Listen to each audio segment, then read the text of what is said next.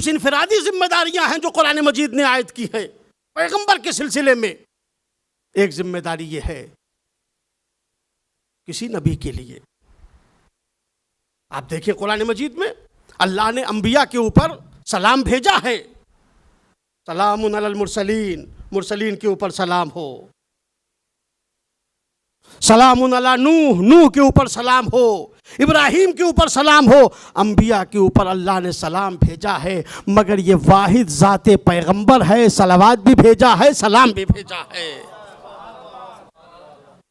اور صرف یہ نہیں کہ پروردگار نے صلوات و سلام بھیجا ہے، بلکہ صاحبان ایمان سے خطاب کر کے کہا ان اللہ و ملائکتہ یصلون علی النبی یا ایھا الذین آمنوا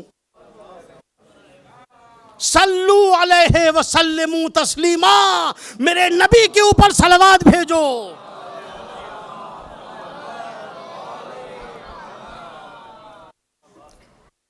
یہ ذمہ داری ہے عزیزو صاحبان ایمان کی۔ اللہ نے پہلے ذکر کیا کہ اللہ صلوات بھیجتا ہے، ملائکہ صلوات بھیجتے ہیں، اور اے صاحبان ایمان تم بھی میرے نبی کے اوپر صلوات پڑھو اور انہیں ایسے سلام کرو، ان کے سامنے ایسے سر جھکا دو، سر جھکانے کا جو حق ہے۔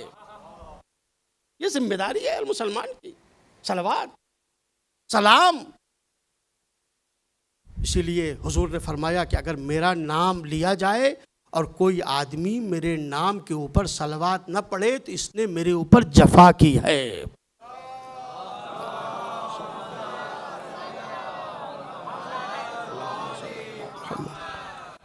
خوش نصیب ہیں کہ آپ نبی کے نام پر صلوات بھیجتے ہیں۔ آپ وہ قوم نہیں ہیں جو نبی کے اوپر جفا کرنے والے ہیں۔ اے اللہ کے رسول، کیسے آپ کے اوپر صلوات بھیجی جائے جس کا حکم قرآن نے دیا ہے؟ یا ایھا الذین آمنوا صلوا علیہ وسلموا تسلیما، پیغمبر بتائیے آپ کے اوپر صلوات کیسے بھیجی جائے، درود کیسے بھیجا جائے؟ حدیث موجود ہے عزیزو، نبی نے طریقہ بھی بتایا ہے صلوات بھیجنے کا۔ نبی نے کہا میرے اوپر صلوات بھیجو تو اس طرح سے بھیجو اللہم صلی علی محمد و آل محمد۔ اس کے بعد فرمایا، نبی نے کہا دیکھو میرے اوپر ناقص صلوات نہ بھیجنا، لا تصلو علی الصلاۃ البترا، میرے اوپر کٹی ہوئی صلوات، دم بریدہ صلوات میرے اوپر نہ بھیجنا، مکمل صلوات بھیجنا۔ اے اللہ کے پیغمبر بتائیے یہ دم بریدہ صلوات کیا ہے جس سے آپ منع فرما رہے ہیں؟ آپ نے فرمایا دم بریدہ صلوات یہ ہے کہ میرے اوپر صلوات بھیجی جائے لیکن میری آل کے اوپر نہ بھیجی جائے۔ لہٰذا عزیزو جب بھی صلوات بھیجیں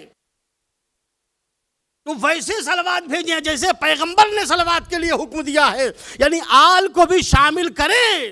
لہٰذا وہ مسلمان جو صرف کہتے ہیں صلی اللہ علیہ وسلم، نہیں عزیزو، آپ پہچانے یہ سرکار کی حدیث ہے، سرکار فرماتے ہیں صلی اللہ علیہ وآلہ وسلم، میرے اوپر صلوات بھیجنا اس طریقے سے کہ مجھ پر بھی صلوات ہو، میری آل کے اوپر بھی صلوات ہو۔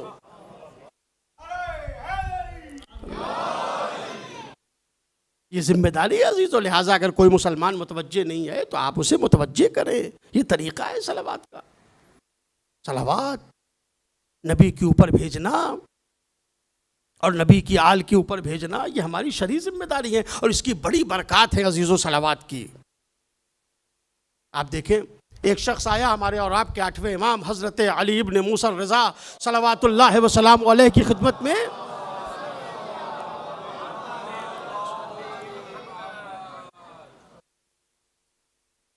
اور آنے کے بعد کہا کہ مولا میں نے گناہ بہت بڑے بڑے کیے ہیں، میں نے کبائر کو انجام دیا ہے، گناہ نے کبیرہ کو میں نے انجام دیا ہے، اللہ کے پیغمبر نے گناہ سے اتنا ڈرایا ہے اور میں بہت گنہگار ہوں، مولا کوئی نسخہ بتا دیجئے،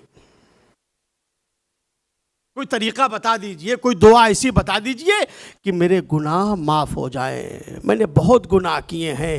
امام حشتم نے فرمایا کہ اگر گناہ سے پریشان ہو تو محمد اور آل محمد کے اوپر صلوات پڑھا کرو۔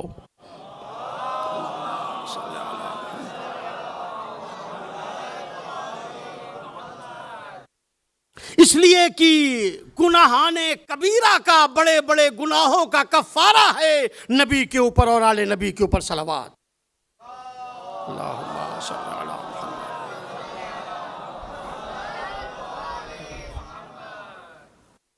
پیغمبر کی حدیث ہے، حضور نے فرمایا کہ میں روز قیامت اس شخص کی شفاعت کروں گا، بلکہ میں پورے الفاظ سناتا ہوں۔ نبی نے فرمایا مجھ پیغمبر کے اوپر واجب ہے کہ اس شخص کی شفاعت کروں جو دن و رات میں میرے اوپر صلوات بھیجتا ہے، چاہے وہ اہل کبائر ہی میں سے کیوں نہ ہو۔